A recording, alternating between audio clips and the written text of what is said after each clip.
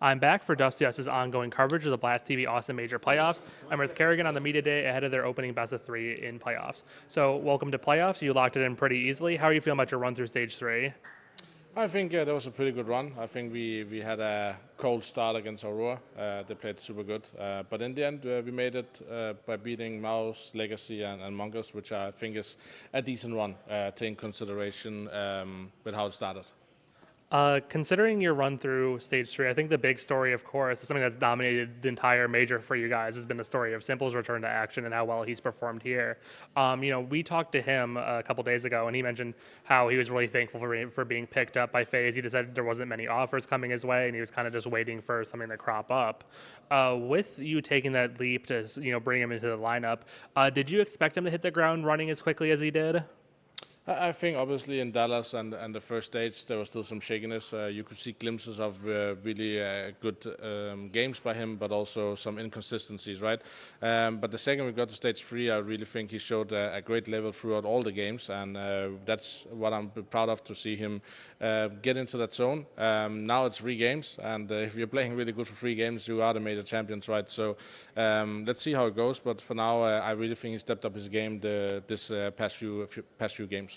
And on a more macro level, how does he fit in culturally to this lineup? Do you think he's kind of a good fit for the sort of team environment you want to build? You and your coach and everyone within FaZe, because of course, it's been a while since he's been in competition. He's always been known as someone with a strong personality, strong vision for how he wants to play a game. Do you think he's been a strong fit in that regard?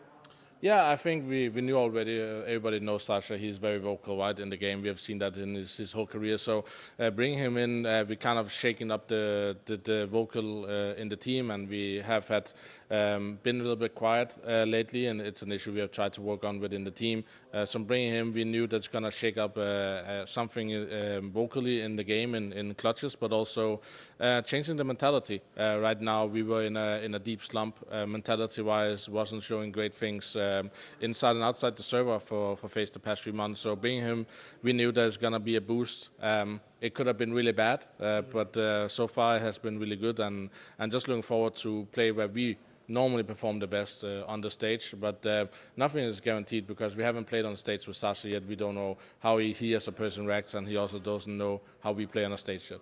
Now, of course, the team is more than one player. We have the other three guys on the squad.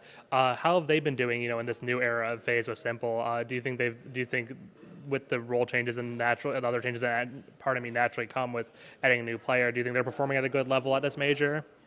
Yeah, I think when you change the AWP, the role doesn't really change for any riflers. That was one of the key things with so short coming into the major, that benching Brokey, right, just to get a new AWP, because he can change the dynamic, but he won't change the roles. That's been an AWP the whole life, that they don't change much besides how they adapt to certain scenarios and changing their chemistry in that sense. So I think the players were really open-minded and really open to what Sasha brings to the table, and also how some rounds are being played differently, and players have to do different stuff. But to be honest, we are kind of an on clan, so a lot of players have a lot of experience playing slightly different roles and playing situations differently, right? So for now, it's been working out really great, as long as the communication is good, because we don't have something to fall back on what we have done in the past, what we talk so much about.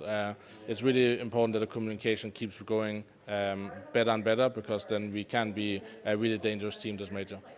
Talking about those changes that come with adding a new player, for you personally, you've been the kind of key driver of something that at FaZe Clan called, like, for lack of a better term, Standin magic. It seems like if you look all the way back even to like 2018 when you had Chroman, Exist, JKS, your ability to win events with stand-ins has become incredibly well known in the community. Is there something you can point to in your own approach to team building, or your own approach to like systemic play on the server that you think allows you to get the most out of sub, especially s1mple, etc. throughout the years?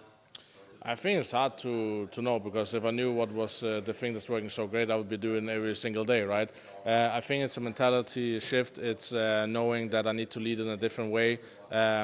It is very short term, but it also puts a lot of pressure on me individually to making sure to constantly adapt on the fly. I don't think people realize how hard it can be to constantly new situation happening all over time and how you want to adapt as a team, and you have to be really on point with communication and micro people, right? So it's part of that as well, that I am really good at microing small details in the game and explain within 7 seconds how we need to end the round. But it's also taking a big hit on my individual level, and I'm just doing everything I can to keep both the micro calling and also my individual level to something that's not hurting the team and not being a burden. Now, looking towards playoffs itself, you're going to be taking on Mongols in your opener. Beat them in Austin, lost them in Dallas. How are you feeling about that matchup?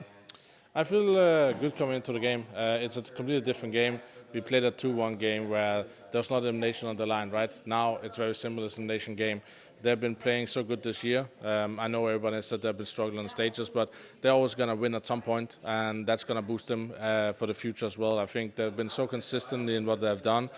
So they're a very dangerous opponent for us to play, and we still want to get revenge from when we lost to them in Melbourne. And here we are. We beat them now, but we also want to eliminate them. But to be honest, they're a very dangerous team.